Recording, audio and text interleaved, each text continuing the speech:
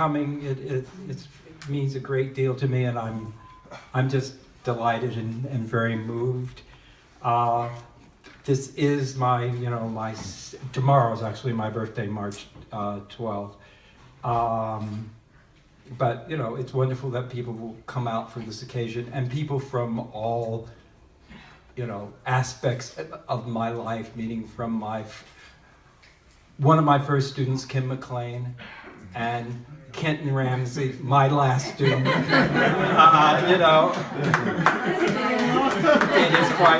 It is quite wonderful. So anyway, Ed Field, who is a poet who I'm very fond of and a friend of mine, he can't come here today because of the sort of complexities of his life, but he sent a little note, and he said, "Sorry, dears, it's not possible. I will be there in spirit, but don't worry. Billy Joe, 75's not so bad. There's a lot more of life ahead for you, and you're going to love it." Ed is 92. Okay, so I'm going to read from, and tell me if I lose the sound at any point. About a half a dozen poems. The first two are, I'm putting together now chapbooks, but they may end up to be a book. And the first one is doing afters, not translations, of Sappho and Catullus. And something is happening is with both of these poets, I find them very, very direct. And I'm playing with the vernacular, and I'm also playing with the blues. So part of my translation is bringing in blues language and blues imagery. So this is after, and as a scholar, as a classical scholar, you will not find this precise. After Sappho's fragment 64. The moon and the stars go down. Yes, the moon and the stars go down. The night is half gone, and my youth is about to walk out that door without saying goodbye. Lonesome train whistle in the distance. Lonesome train whistle in the distance. I sleep alone. So that's Sappho.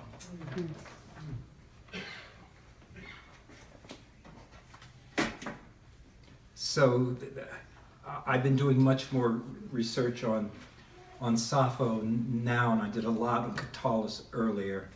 And this is actually a famous Catullus poem. I call it Catullus's Blues, after poem 85. I hate you. I love you. I want to take a knife to you. I want to kiss you. I want to leave you. I want to hold you. Baby, I don't know what I want to do. I hate you. I love you.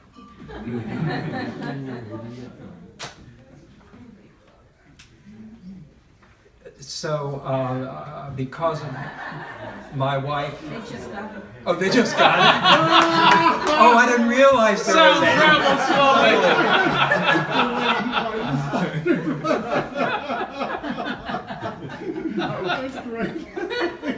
So I have, a lot of us write about race, and I write about race from my particular situation, which is being a light black, or mixed, or as in America we call it mixed race. Because of Susie doing work, my wife doing work on Mark Twain, we get to study. We get to go to all these places in the world. So we got to go to South Africa, which I found a really interesting place to be.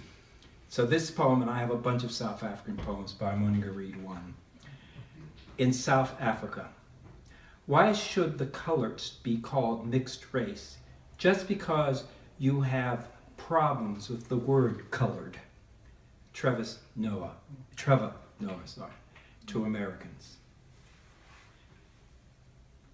In South Africa, I'm not black. I am colored. Suddenly, much of my family has disappeared. It is lonely.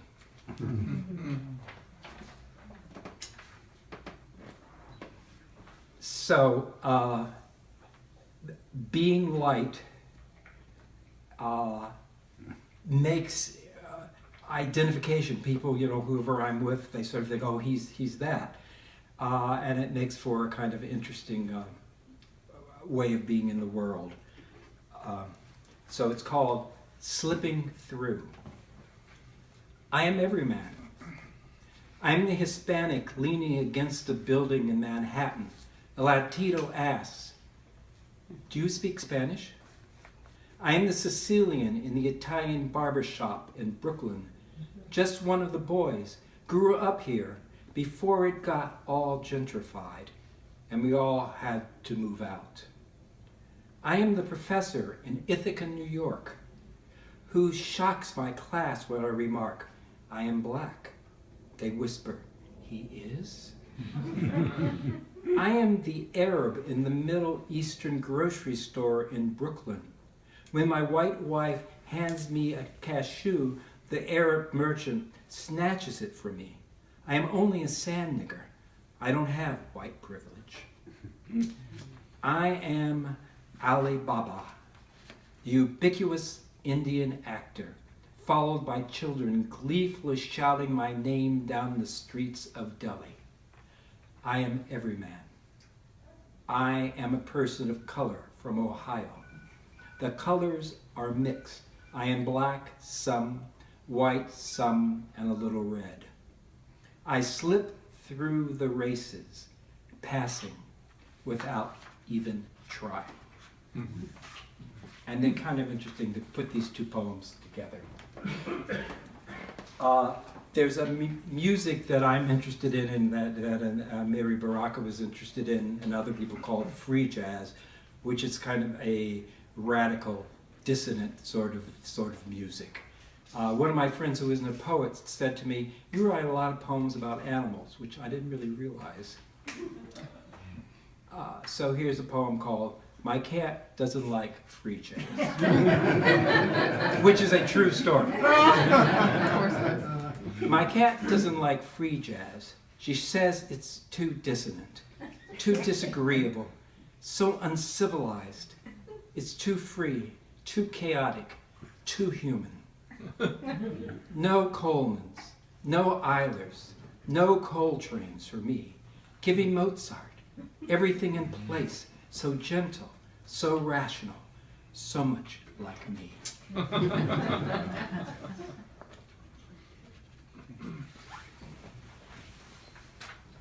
Now I'm going to read something for me which is a little longer, which is a tribute to Ken Irby, who was a great poet and a friend of mine in Lawrence, Kansas. And I happened to be in Kansas when he was dying. And I thought it was my responsibility to try to record it. So all you need to know is Ken was a wonderful human being, a great talker, a lover of music, and a dear, dear friend. And another thing is about, it was published in a group of poems. And it's a piece of prose, and maybe you can call it a prose poem, but I think it's really kind of a piece of prose. And I think I'm noticing a lot of poets are just kind of like dropping prose into their poems and going, and so it's all part, it's a counterpoint. Ken Irby, At the End. We see Ken today at Pioneer Ridge Health and Rehab in Lawrence, Kansas, on oxygen with a tube protruding from his nose. He seems to be doing poorly. He says he is tired. He doesn't talk much, and he's hard to understand. His head is propped up by a pillow because he cannot hold it up on his own. He doesn't want us to see him as he is. He whispers he wants intelligent conversation, but he cannot maintain it. After some choking sounds, he throws up. Soon after, he glances over at us and simply says, "Farewell. We have been dismissed." Gazing back into the room, we see he is gaunt with long flowing white hair and beard. He looks like some wild prophet in the wilderness. No, like an old sage who composes learned anthems of compassion in the wilderness. He stares into the next world or no world at all. We know he's not long for this one. Lying there, looking like a Renaissance painting of a martyr or saint, he is quite beautiful. The next day, around dinner time, Judy Reutemann, friend, poet, mathematician, and Zen master, calls us and tells us we should come to the hospital right away. Ken is near the end. As we enter the room, we see that he is surrounded by a circle of his closest friends, mostly poets. They are quiet, not knowing what to say, and Ken lies silently on the bed, not responding to us. To break the silence, my wife, Susan Harris, suggests that we should sing something. After a not terribly successful rendering of As Time Goes By, we have recently re-seen Casablanca. Susie proposes we read Whitman, one of Ken's favorites. The poet Joe Harrington pulls up Song of Myself on his cell phone. Passing the phone around, we each recite a stanza or two. I am the man, I suffered, I was there. As we read the poem, it turns into a prayer of love and friendship, and on the monitor, Ken's pulse rate increases. He knows we are with him. Close to midnight, we all leave. At 5 a.m. on Thursday, July 30th, 2015, the poet Kenneth Irby died at Lawrence Memorial Hospital in Lawrence, Kansas, his home for many years. Okay, and not to end on this, which is, a downer, I'm going to read a poem called Modern Romance. And part of that is like, I'm doing, let's call them chapbooks. That'll be our fiction. And I'm doing a science fiction chapbook. And this is a poem which will be in it, even though it's a poem that dates from the time when I was at Cornell. And it's very much, the best I understand, because I have no idea where it came from, but I do know that the science fiction writer Robert Sheckley had a great influence on the poem. And Sheckley did all these interesting things about blacks and robots, and he was racially conscious in the way that most science fiction writers were not at that point. All right, so this is called Modern Romance. It was published in various places, but it's published in an anthology called Geography of Poets. Edward Field is the editor, so we come full circle. And there's a wonderful photograph of Ed on the cover, reading poems to a group of people. And I'm in the group. Okay. Modern Romance. It's in 3 parts. Modern Romance. 1. The wife.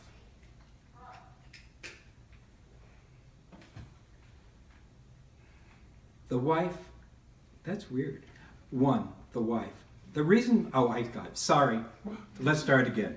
Modern Romance. 1. The wife.